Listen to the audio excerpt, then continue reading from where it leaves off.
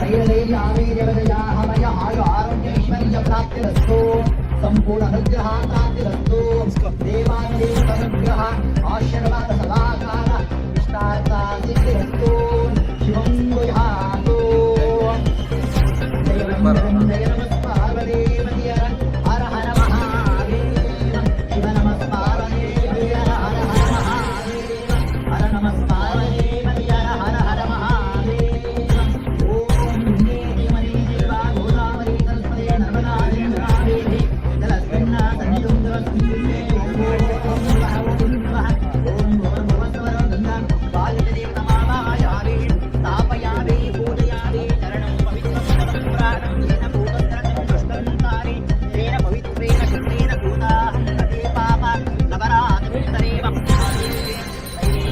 ಓಮೇಕಂ ನಾನಾಭಕ್ಷಾ ಸಮನ್ವಿತಂ ಸರಿಕ್ಷೀರೋ ಕುತೋಮೇಕಂ ನೈವೇದ್ಯಂ ಪ್ರತಿಗೃಹ್ಯತಾಂ ನೈವೇದ್ಯಾನಂತರ ವಿಶೇಷ ಆಗಮನೀಯಂ ಸಮರ್ಪಯಾಮಿ ಪ್ರಾಣಾಯ ಸ್ವಾಹ ಸ್ವಾಹ ವ್ಯಾನಾಯ ಸ್ವಾಹ ಸಮನಾಯ ಸ್ವಾಹ ಪರಬ್ರಹ್ಮಣೇ ಸ್ವಾಹ अस्माकः देवाय नमो नमः लोकं वेदाक्षमार्गजावाः भवते ध्याये वेदः लोपावाय आयतवान् राजाय रहस्यास्त्रायणे येन भुङ्मे श्रवणाय कर्मये सावन्तावसावाय सामेश्वरो वै श्रवणो दातः कुबेराय विश्रवणाय महादेवाय ते नमो नमः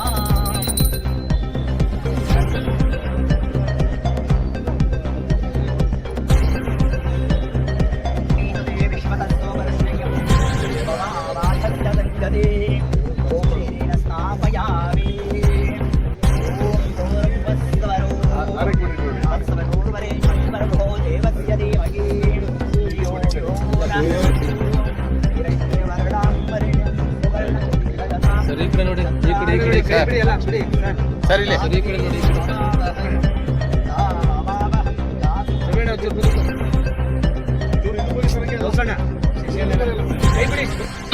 ಬಸ್ ನಿಲ್ದಾಣದ ಈ ಒಂದು ಕಾರ್ಯಕ್ರಮವನ್ನ ಇಂದು ಅರಸೀಕೆರೆ ನಗರದಲ್ಲಿ ಆಯೋಜನೆ ಮಾಡಿದ್ದು, ಈ ಒಂದು ಕಾರ್ಯಕ್ರಮಕ್ಕೆ ಅರಸೀಕೆರೆ ಕ್ಷೇತ್ರದ ಜನಪ್ರಿಯ ಶಾಸಕರು, ಕರ್ನಾಟಕ ಗೃಹ ಮಂಡಳಿಯ ಅಧ್ಯಕ್ಷರು ಹಾಗೂ ಈ ಒಂದು ಕಾರ್ಯವನ್ನ ಅತ್ಯಂತ ಯಶಸ್ವಿಯಾಗಿ ಜನಗಳಿಗೆ ತಲುಪಿಸಲಿಕ್ಕೆ ಕಾರಣೀಕರ್ತರಾದಂತಹ ನಿಮ್ಮೆಲ್ಲರ ನೆಚ್ಚಿನ ಜನಪ್ರಿಯ ನಾಯಕರಾದಂತಹ ಶ್ರೀ KM ಶಿವಲಿಂಗೇಗೌಡರವರಿಗೆ ಈ ಒಂದು ಕಾರ್ಯಕ್ರಮದ ಪರವಾಗಿ ಹೃತ್ಪೂರ್ವಕವಾದ ಸ್ವಾಗತವನ್ನ ಬಯಸ್ತಾ ಇದ್ದೇವೆ. ಕಟ್ಟಡದ ಉದ್ಘಾಟನೆ, ಒಂದು ಪ್ರಾರಂಭೋತ್ಸವ, ಶಂಕುಸ್ಥಾಪನೆ ದಿನ ಅದರ ಪ್ರಯುಕ್ತವಾಗಿ ಒಂದು ಪೂಜೆ ಪ್ರಯುಕ್ತ ಇವತ್ತಿನ ದಿವಸ ಒಂದು ಉದ್ಘಾಟನೆ ಇದು ನಡೀತಾ ಇದೆ. ಏನಂದ್ರೆ ಈ ಒಂದು ಜಾಗ ಇಲ್ಲಿ ಒಂದು ಬಸ್ ನಿಲ್ದಾಣ ಮಾಡಬೇಕು ಅಂತ ಹಿಂದಿನಿಂದಲೂ ಇಲ್ಲೇ ಇತ್ತು.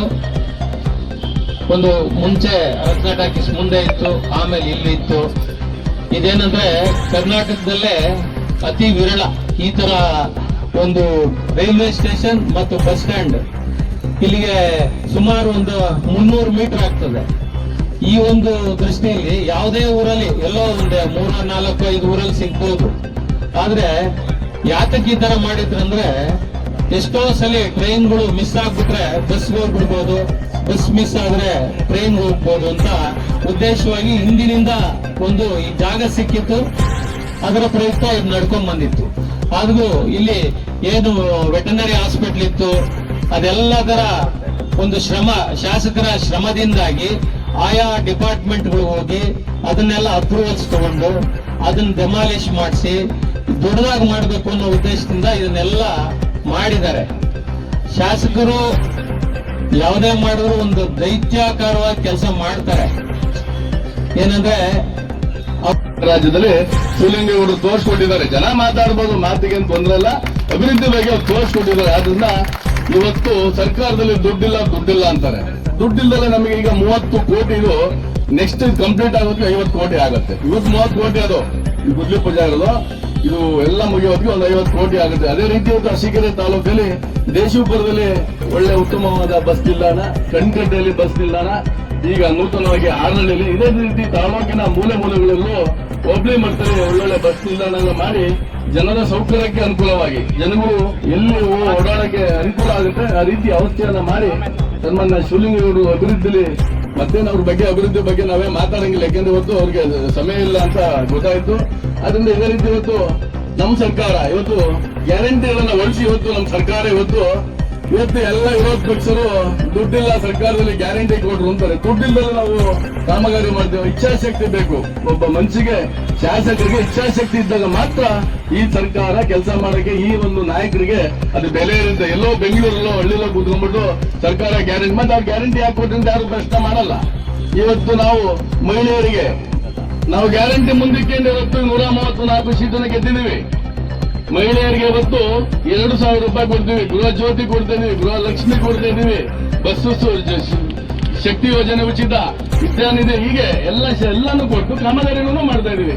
ಕಾರ್ಯಕ್ರಮ ಆದ ವಿಷಯದಿಂದ ನಮ್ಮ ಶಾಸಕರು ಮತ್ತೆ ವೇದಿಕೆ ಮೇಲಿದ್ದ ಎಲ್ಲ ನಮ್ಮ ಪಕ್ಷದ ಎಲ್ಲ ಸಮಾಜದ ಮುಖಂಡರು ಮತ್ತೆ ಇವತ್ತು ಭೂಮಿ ಪೂಜೆ ಹಮ್ಮಿಕೊಂಡಿದ್ದಾರೆ. ಬಹಳ ಬೇಗ ಕಾರ್ಯಕ್ರಮ ಆಗಿ ಸಾರ್ವಜನಿಕರಿಗೆ ಅರ್ಪಿಸ್ಕೊಳ್ಳಿ ಅಂತ ಆಶಿಸ್ತಾ, ಇದ್ರ ಜೊತೆನೆ ಈ ಪ್ರಾಂತ್ಯದಲ್ಲಿ ಕೆಲವರು ಜೀವನ ಮಾಡ್ತಾ ಇದ್ರು ಬಡವರು. ಅದರಂತೆ ದಯಮಾಡಿ ಅವ್ರಿಗೆ ಎಲ್ಲೋ ಒಂದ್ ಕಡೆ ಮೂಲೆಯಲ್ಲಿ ಅವರು ಸ್ವಲ್ಪ ಜಾಗ ಮಾಡಿಕೊಡ್ಬೇಕು. ಯಾಕಂದ್ರೆ ಅವರು ಒಂದು ನಮ್ಮಂಗೆ ನಾಗರಿಕರು ಬದುಕಬೇಕು. ಯಾಕಂದ್ರೆ ನಮ್ಮ ನಗರಸಭೆಯ ಒಂದು ರಸ್ತೆ ನಾವು ಇದುವರೆಗೆ ಸೇರಿಸ್ಕೊಂಡಿರೋದ್ರಿಂದ ಆ ರಸ್ತೆಯಲ್ಲಿ ಇಟ್ಟು ಅವರು ಜೀವನ ಮಾಡ್ತಾ ಇದ್ರು. ಹಂಗಾಗಿ ಅವ್ರಿಗೆ ಒಂದು ವ್ಯವಸ್ಥೆ ಮಾಡಿಕೊಡ್ಬೇಕು ಅಂತ ಶಾಸಕರು ಮನವಿ ಮಾಡ್ತಾ, ಇದ್ರ ಜೊತೆ ಈಗ ನಮ್ಮ ಪ್ರಾಧಿಕಾರ ಅಧ್ಯಕ್ಷರು ಶೇಖರಣ್ಣವರು ಹೇಳಿದ್ರು, ಶಾಸಕರಿಗೆ ಒಂದು ಬಲ ತುಂಬಂತ. ನೀವು ಯಾವುದೇ ವಿಚಾರದಲ್ಲಿ ಅಂಜದಾಗ್ಲಿ, ಯಾಕಂದ್ರೆ ನೀವು ತಿಳ್ಕೊಂಡಿರಂತ ಇಡೀ ಭಾರತದ ಒಂದು ಸಂಶಿಷ್ಟವಾದ ರೈತರಿಗೆ ಆಗಿರೋ ಅನ್ಯಾಯ ಒಂದು ನೀವು ಅಲ್ಲಿ ಪ್ರತಿಪಾದಿಸ್ತೀರ ಅನ್ನೋ ಒಂದೇ ಒಂದು ಉದ್ದೇಶದಿಂದ ಆ ವಿಚಾರವಾಗಿ ಇಡೀ ರಾಜ್ಯದಲ್ಲಿ ರೈತರಿಗೆ ಮನವರಿಕೆ ಆದಂಗೆ ನೀವು ಹೇಳ್ತೀರಾ. ಯಾಕಂದ್ರೆ ಕೆಲವು ಮಾತಾಡ್ತಾರೆ ಹಂಗೆ ಮರ್ತು ಬಿಡ್ತಾರೆ. ನೀವು ಸಂಶಿಷ್ಟವಾಗಿ ರೈತರಿಗೆ ಆಗ್ತಿರೋ ಅನ್ಯಾಯ, ಆ ನರೇಗಾ ಯೋಜನೆಯಲ್ಲಿ ಮಹಾತ್ಮ ಗಾಂಧಿಯವರ ಹೆಸರು ತೆಗೆದಿರೋ ಉದ್ದೇಶ ಇವೆಲ್ಲ ಸಮಿಷ್ಟವಾಗಿ ಹೇಳ್ತೀರಾ ಅಂತ ಹೇಳಿ ಅವರು ಪ್ರಚೋದನೆ ಮಾಡಿ ಇವತ್ತು ಅರ್ಧ ಭಾಷಣ ಅರ್ಧಕ್ಕೆ ನಿಲ್ಲಿಸಿರಿ. ಆದ್ರೆ ಜನಗಳು ಗೊತ್ತಿದೆ, ಹಿಂದೆ ಬಂದಂತ ಆ ವಿಡಿಯೋ ಚಿತ್ರಗಳ ಜನಗಳು ಗೊತ್ತಾಗಿದೆ. ಅವರ ನಿಮ್ಗೆ ಯಾವ ತರ ಅವ್ರು ಫೋರ್ಟ್ ಮಾಡಿದ್ರ ಇಂಥವ್ರಿಗೆಲ್ಲ ನೀವ್ ಹೇಳೋ ವಿಧಾನದಲ್ಲಿ ಅಂತೂರ್ನೂರು ಅಂತ ಯಾವುದು ನಿಮ್ಗೇನು ತಲೆ ಕೆಡಿಸ್ಕೊಳ್ಳೋ ಅವಶ್ಯಕತೆ ಇಲ್ಲ. ನೀವಿರುವವರೆಗೂ ಅರಸೀಕೆರೆ ತಾಲೂಕಿನ ಜನ ನಿಮ್ಮ ಜೊತೆ ಇದ್ದಾರೆ. ನೀವು ಅಭಿವೃದ್ಧಿ ಪರವಾಗಿ ನೀವು ಹೋಗ್ಬೇಕು ಅಂತ ನಮ್ಮ ಸಾರ್ವಜನಿಕ ಪರವಾಗಿ ಮಾತನ್ನು ಹೇಳಿ, ಶಾಶ್ವತವಾಗಿ ನಮ್ಮ ಕಾಂಟ್ರಾಕ್ಟರ್ ಶಂಕರಣ್ಣ ಅವರು ಶಿವಲಿಂಗೇಗೌಡರಿಗೆ ಒಂದು ವಿಘ್ನೇಶ್ವರನ ಪೂಜೆ ಮಾಡಿಕೊಡಿ ಅಂತ ಕೇಳಿದ್ರಿಂದ ಶಾಸಕರಿಗೆ ಈ ಪೂಜೆ ಹಮ್ಮಿಕೊಂಡಿದ್ದಾರೆ. ನಾವೆಲ್ಲ ಬಂದಿದ್ದೀವಿ ಸಂತೋಷ ಸಮಾಧಾನ. ನಾವು ಜನತೆ ಪರವಾಗಿ ಶಾಸಕರು ಹೇಳೋದಷ್ಟೇ, ಜನತೆನೂ ಹೇಳೋದಷ್ಟೇ. ಕಾಂಟ್ರಾಕ್ಟ್ರು ಒಳ್ಳೆ ಕ್ವಾಲಿಟಿ ಕೆಲಸ, ಏಕೆಂದರೆ ನಿಮ್ದು ಬಿಲ್ ಆಗುತ್ತೆ ಹೋಗ್ತೀರಾ, ಕೆಲಸ ಮಾತ್ರ ಶಾಶ್ವತವಾಗಿರುತ್ತೆ, 100 ವರ್ಷ ಇರಬೇಕು ಅಂತ ಕೆಲಸ ಮಾಡಿಕೊಡಿ ಅಂತ ನಾವು ತಾಲೂಕಿನ ಹಾಗೂ ನಗರಸಭೆ ಎಲ್ಲ ನಾಗರಿಕರ ಪರವಾಗಿ ನಿಮಗೆ ನಾವು ಮನವಿ ಮಾಡ್ಕೊಂತೀವಿ, ಕ್ವಾಲಿಟಿ ವರ್ಕ್ ಮಾಡಿ ಅಂತೇಳಿ. ಇದಾದ್ಮೇಲೆ ಇನ್ನು ಶಾಸಕರದು ಗೊತ್ತೇ ಇದೆ, ಸುಮಾರು ವರ್ಷದಿಂದ ಒಳ್ಳೆ ಅನುಭವಿ ರಾಜಕಾರಣಿ ಕೆಲಸ ಮಾಡ್ತಾ ಬರ್ತಾ ಇದ್ದಾರೆ. ನೀರಾವರಿ ಕ್ಷೇತ್ರದಲ್ಲಿರ್ಬೋದು, ನಮ್ಮ ಪಟ್ಟಣದಲ್ಲಿ ಸುಮಾರು ಕೆಲಸಗಳು ಇರ್ಬೋದು. ಕುಡಿಯೋ ನೀರಿನ ಸಮಸ್ಯೆ ಹಿಂದೆ ಭಾರಿ ಜ್ವಲಂತ ಸಮಸ್ಯೆ ಇತ್ತು, ಅದಕ್ಕೆಲ್ಲ ಪರಿಹಾರ ಒದಗಿಸ್ಕೊಟ್ಟಿದ್ದಾರೆ. ಏನು ಹೇಮಾವತಿಯಿಂದ ಮೊದಲು ಗಂಡಿಗಡಕ್ಕೆ ಬಂದು ಈ ಕಡೆ ಬರ್ತಾ ಇತ್ತು, ಈಗ ಅವರು 530 ಎಲ್ಲ ತಾಲೂಕಿಗೂ ಕುಡಿಯೋ ನೀರಿನ ಸಮಸ್ಯೆನೂ ಬಗೆಹರಿಸಿದ್ದಾರೆ. ಟೌನ್ನಲ್ಲೂ ಈ ನದಿ ನೀರು ಕುಡಿಯುವಂಥ ವ್ಯವಸ್ಥೆ ನಮಗೆಲ್ಲ ಆಗಿದೆ. ಅದಕ್ಕೆ ಅವರು ಯಾವುದೇ ಒಂದು ಟೀಕೆ ಟಿಪ್ಪಣಿಗಳಿಗೆ ಜಗ್ಗಲ್ಲ. ಯಾಕಂದರೆ ಟೀಕೆಗಳು ಹುಟ್ಟವೆ, ಟೀಕೆಗಳು ಸಾಯ್ತವೆ, ಕೆಲಸ ಮಾತ್ರ ಸ್ಥಿರ ಅಂತ ನಮ್ಮ ಅಧ್ಯಕ್ಷರು ಯಾವಾಗಲೂ ಹೇಳ್ತಾ ಇರ್ತಾರೆ, ಕೆಪಿಸಿಸಿ ಅಧ್ಯಕ್ಷರು. ಯಾವ ಟೀಕೆಗೂ ಅವರು ಜಗ್ಗಲ್ಲ. ಮೊನ್ನೆ ನಡೆದಂಥ ವಿಧಾನಸೌಧ ಒಂದು ದೇವಸ್ಥಾನ ಅಂತ ಹೇಳೋದಕ್ಕೆ ಇಷ್ಟಪಡ್ತೇನೆ. ಯಾಕೆಂದ್ರೆ ನಮ್ಮ ಅರಸೀಕೆರೆ ತಾಲೂಕೇನಿತ್ತು, ಇದೊಂದು ಅರಸೀಕೆರೆ ಗ್ರಾಮ ವಾಣಿಜ್ಯ ನಗರ ಇದೆ. ಇದು ವಾಣಿಜ್ಯವಾಗಿ ತುಂಬಾ ಅತಿ ಹೆಚ್ಚಾಗಿ ಬೆಳೆದಂತ ಯಾವ್ದಾದ್ರು ತಾಲೂಕಿದ್ರೆ ಅದು ಅರಸೀಕೆರೆ ಮಾತ್ರ. ನಿಜಕ್ಕೂ ಸಹಿತ ನೀವು ಹಾಸನ ಜಿಲ್ಲೆಯಲ್ಲಿ ನೋಡಬಹುದು, ಬೇಕಾದಷ್ಟು ತಾಲೂಕುಗಳಿದೆ. ಆದ್ರೆ ಅರಸೀಕೆರೆ ಅಷ್ಟು ಜನಸಂಖ್ಯೆ ಇರಬಹುದು, ಮತ್ತೆ ಸೆಂಟರ್ ಆಫ್ ಏನು ಸಿಟಿ ಇದೆ, ಇದು ನಗರ ನಿಜಕ್ಕೂ ಸಹಿತ ತುಂಬಾ ಅಚ್ಚುಕಟ್ಟಾಗಿ ತುಂಬಾ ಚೆನ್ನಾಗಿದೆ. ಈ ನಗರಕ್ಕೆ ನಮಗೆ ನಿಜಕ್ಕೂ ಒಂದು ಬಸ್ ನಿಲ್ದಾಣ ಬಹಳ ಚಿಕ್ಕದಾಗಿತ್ತು, ತುಂಬಾನೇ ಅವಶ್ಯಕತೆ ಇತ್ತು. ಅದು ಸನ್ಮಾನ್ಯ ಸಿದ್ದರಾಮಯ್ಯನವರು ಮತ್ತು ನಮ್ಮ ಕೆಪಿಸಿಸಿ ಅಧ್ಯಕ್ಷರಾದಂಥ ಡಿ.ಕೆ. ಶಿವಕುಮಾರ್ ಅವರು ಮತ್ತು ನಮ್ಮ ಶಾಸಕರಾದಂಥ ಶಿವಲಿಂಗೇಗೌಡರ ಅವಿರತ ಶ್ರಮದಿಂದ ಇವತ್ತು ನಮಗೆ ಒಂದು 30 ಕೋಟಿ ರೂಗಳ ವೆಚ್ಚದಲ್ಲಿ ಇವತ್ತು ಕಾಮಗಾರಿ ನೆರವೇರ್ತಾ ಇದೆ. ಅದಕ್ಕೆ ಮಂಜೂರು ಮಾಡಿಸ್ಕೊಂಡು ಬಂದಿತ್ತು. ಆ ಗುತ್ತಿಗೆದಾರ ಬಂದು ನನ್ನನ್ನು ಪೂಜೆ ಮಾಡ್ಕೊಡಿ ಅಂತ ಹೇಳ್ತಾ ಇದ್ರು. 5,000 ರೂಪಾಯಿ ಕೊಟ್ಟದಕ್ಕೆ ಪೂಜೆಗೆ ಹೋಗ್ತಾರೆ, 5 ಲಕ್ಷ ಕೊಟ್ಟದಕ್ಕೆ. ಅಷ್ಟು ಹಣ ಕೊಟ್ಟಿರ್ತಕ್ಕಂಥದ್ದಕ್ಕೆ ನಾನು ಹೋಗಿ ಪೂಜೆ ಮಾಡುವಾಗ ಇದು ಸರ್ಕಾರಿ ಕಾರ್ಯಕ್ರಮ ಅಲ್ಲಪ್ಪ ಅಂತ ಹೇಳಿ ಅಲ್ಲೇ ಒಂದು 4 ಜನ ತಗೊಂಡು ಅವತ್ತು ಹಿಂದೆ ಒಂದು ಸ್ಟೇಜ್ ಹಾಕಿದ್ರು. ಯಾರ್ಯಾರು ಬಂದ್ರು ಅದನ್ನ ಪಕ್ಷಪಾತವಾಗಿ ಯಾರಿದ್ರು ಯಾರು ಬಿಟ್ರೋ ಗೊತ್ತಿಲ್ಲ. ಆದ್ರೆ ಆ ಅಧಿಕಾರಿಗಳಿಗೆಲ್ಲ ಕೊಟ್ಟಿರ್ತಕ್ಕಂಥ ಹಿಂಸೆ, ಆ ಅಧಿಕಾರಿಗಳಿಗೆ ಕೊಟ್ಟಿರ್ತಕ್ಕಂಥ ಹಿಂಸೆ ಹೆಂಗ್ರಿ ನೀವು ಪ್ರೋಟೋಕಾಲ್ ಉಲ್ಲಂಘನೆ ಮಾಡಿ ಮಾಜಿ ಅದನ್ನೆಲ್ಲ ಹೆಂಗ್ರಿ ಕುರ್ಚಿ ಮೇಲೆ ಹಂಗೆ ಹಿಂಗೆ ಅಂತ ಹೇಳಿ ಹಿಂಸೆ ಕೊಟ್ಬಿಟ್ಟಿದ್ದಾರೆ. ಅದಕ್ಕೋಸ್ಕರ ಇದು ಸರ್ಕಾರಿ ಕಾರ್ಯಕ್ರಮ ಅಲ್ಲ, ಪ್ರೋಟೋಕಾಲ್ ಕಾರ್ಯಕ್ರಮ ಅಲ್ಲ. ಗುತ್ತಿಗೆದಾರರು ವಿಘ್ನೇಶ್ವರನ ಪೂಜೆಗೆ ಒಂದು ಶಾಸ್ತ್ರೋಕ್ತವಾಗಿ ಕೆಲಸನ ಪ್ರಾರಂಭ ಮಾಡಲಿ ಅಂತ ಹೇಳಿ ಈ ಸಭೆ ಇಲ್ಲಿ ಸೇರಿರ್ತಕ್ಕಂಥದ್ದು. ಆದ್ರೆ ನೀವು ಅತಿ ಹೆಚ್ಚಿನ ಸಂಖ್ಯೆನಲ್ಲೇ ಬಂದ್ಬಿಟ್ಟಿದ್ದೀರಿ. ಇದು ಕೆಲವರಿಗೆ ಕಸಿ ಬಿಸಿ ಹೆಂಗಪ್ಪ ಕರ್ಕೊಂಡು ಅಂತೇಳಿ ಮಾತನಾಡ್ತಾರೆ. ಅದಕ್ಕೆ ನಾನು ಮತ್ತೆ ಹೇಳಿದ್ದೆ, ಈಗೇನಾಗಿದೆ ಅಂದ್ರೆ ಇಲ್ಲಿ ಅರಸೀಕೆರೆ ಅಭಿವೃದ್ಧಿ ಆಗಬಾರ್ದು. ಅಭಿವೃದ್ಧಿ ಆದ್ರೆ ಕೆಲವು ಜನಗಳ ಆಸೆ ಈಡೇರಲ್ಲ. ಅದಕ್ಕೋಸ್ಕರ ಏನಾದ್ರೂ ಮಾಡಿ ತಡೆ ಒಡ್ಡಬೇಕು ಅಂತ ಹೇಳಿ ಎಲ್ಲಿ ನೋಡಿದ್ರು ಇದ್ರ ಬಗ್ಗೆ ನನಗೆ ಗೊತ್ತು, ನಾನು ಅನುಭವಿಸ್ತಾ ಇರ್ತಕ್ಕಂಥ ಕಷ್ಟ ನನಗೆ ಗೊತ್ತು. ಆ ಏನು ಆ ತೊಂದರೆನ ಸಿಗುತ್ತೆ, ಆ ತೊಂದರೆ ನಾನು ಏನು ಅನುಭವಿಸ್ತಾ ಇದ್ದೀನಿ ಅದು ಆ ಭಗವಂತನೇ ನನಗೆ. ನಾನು ಬಾಯಿ ಬಿಟ್ಟು ಹೇಳ್ತೀನಲ್ಲ, ನುಂಗ್ತೀನಿ, ನುಂಗವಷ್ಟು ನುಗ್ತೀನಿ. ತಾಳ್ಮೆ ಮೀರಿದಾಗ ನುಂಗಕ್ಕಾಗಲ್ಲ, ಆಗದೇ ಇಲ್ಲ.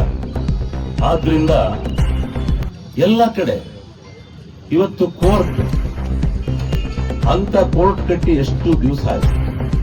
ಅದು ಪ್ರಾರಂಭೋತ್ಸವ ಆದ್ರಕ್ಕೆ ಏನ್ ಅಡಚಣೆ ಇದೆ ಅಂತ ನಿಮ್ಗೆ ಗೊತ್ತಾ? ಯಾವ ತರ ನಡೀತಾ ಇದೆ ಅಂತ ಗೊತ್ತಾ ನಿಮ್ಗೆ? ಅದು ಹೇಳಕ್ಕಾಗದ್ರೆ ನ್ಯಾಯಾಲಯ ನಾನು ಮಾತನಾಡೋದು. ಯಾವುದೇ ಒಂದು ಕೆಲಸ ನಾವು ಮಾಡಿದ್ದನ್ನು ಹೇಳಿಕೆನಕ್ಕೆ ಹೋದ್ರೆ ಅದಕ್ಕೆ 22 ಸಂಧಿ ಹುಡುಕ್ತಾರೆ, 22 ಇದು ಮಾಡ್ತಾರೆ. ಅರಸೀಕೆರೆಗೆ ಏನು ಬರ್ಕೊಡಿ. ಅರಸೀಕೆರೆ 80 ವರ್ಷದ ರಾಜಕಾರಣದ ಇತಿಹಾಸದಲ್ಲಿ ಸ್ವತಂತ್ರ ಭಾರತದಲ್ಲಿ ಏನಾಗಿತ್ತು? ಬರಬೇಕಾದ್ರೆಲ್ಲ ಬಂದಿದ್ವಾ? ಒಂದು ತಾಲೂಕು ಕೇಂದ್ರ ಹಾಸನ ಜಿಲ್ಲೆಯಲ್ಲಿ ಹಾಸನವನ್ನು ಬಿಟ್ರೆ ಹೈಯೆಸ್ಟ್ ಟ್ಯಾಕ್ಸ್ ಅನ್ನು ನಾವು ಕೊಡ್ತಾ ಇದ್ದೀವಿ. Arsikere tax payer Arsikere. ಇದು ವಾಣಿಜ್ಯ ಕೇಂದ್ರ ಅಂತೇಳಿ ಹೆಸರು ಕರಿತೀವಿ. ಆದ್ರೆ ಇಲ್ಲಿ ಬರ್ಬೇಕಾದ್ರೆ ನಾವು ಟ್ಯಾಕ್ಸ್ ಕಟ್ಟಿದ್ಮೇಲೆ ನಮಗೆ ಬರ್ಬೇಕಾದವರೆಲ್ಲ ಇದನ್ನೇ ಕೇಳಿ ನಾನು ವಿಧಾನಸೌಧದಲ್ಲಿ ನಾವು ಹೈಯೆಸ್ಟ್ ಟ್ಯಾಕ್ಸ್ ಪೇಯರ್, ನಮ್ಮ ಹಕ್ಕು ನಮ್ಗೆ ಕೊಡಿ ಅಂತೇಳಿ ಕೇಳಿ ನಾನು ವಾದವನ್ನು ಮಂಡನೆ ಮಾಡಿ ಅಧಿಕಾರಿಗಳ ಹತ್ರ ಹೋದವರು ಮಂಡನೆ ಮಾಡಿ ನಾವು ತರ್ತೀವಿ. ಅದನ್ನ ಸಹಿಸಕ್ಕಾಗಲ್ಲ. ಇನ್ನೂ ಅಭಿವೃದ್ಧಿ ಕೆಲಸಗಳು ಹಾಕಿದ್ರೆ ಏನಪ್ಪ ಇನ್ ಮುಂದೆ ನಮ್ಮ ಭವಿಷ್ಯಗಳೇನು ಅಂತಕ್ಕಂಥದ್ದನ್ನ ಅವರು ಚಿಂತನೆ ಮಾಡ್ತಾ ಇದ್ದಾರೆ. ಆದ್ರೆ ಜನ ಇಲ್ಲಿ ಅನುಭವಿಸ್ತಾ ಇರೋಂಥ ಕಷ್ಟ ನನಗೆ ಗೊತ್ತಲ್ಲ. ನಾನು ಫಸ್ಟ್ ಅರಸೀಕೆರೆಗೆ ಬಂದಾಗ ಶಿವಲಿಂಗ ಸ್ವಾಮಿ ಡಾಕ್ಟರ್ ಟೌನ್ ಕ್ಲಬ್ಗೆ ಬರೋರು ನಾವು ಕೂಡ ಮಧ್ಯಾಹ್ನ 1:30 ಗಂಟೆ ಒಂದು ಆಪರೇಷನ್ ಇದೆ ಅಂತ ಹೇಳಿ ಅಲ್ಲಿ ಬಂದು ಅಲ್ಲಿ ಊಟ ತರಿಸಿದ್ರು, ಊಟ ಮಾಡಿದ್ರು. ನೀವು ಬನ್ನಿ ನನ್ನ ಜೊತೆ ಅಂತ ಕರ್ಕೊಂಡು ಹೋದ್ರು.